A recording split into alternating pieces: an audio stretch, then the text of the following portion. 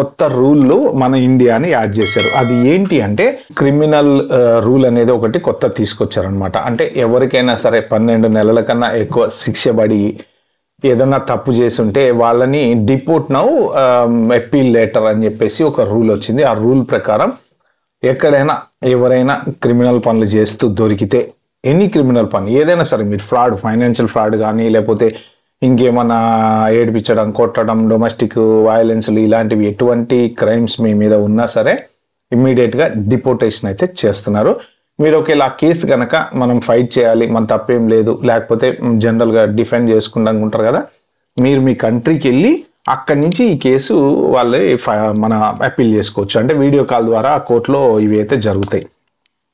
అయితే ఇక్కడ main important ఏంటంటే దీంట్లో ఇంతకు ముందు వేరే కంట్రీస్ ఉండేవి. ఇప్పుడు ప్రెసెంట్ ఒక 12 కంట్రీస్, అంటే ఓవరాల్ 23 కంట్రీస్ ఉన్నాయి. దాంట్లో మన ఇండియాని కూడా యాడ్ చేశారనమాట.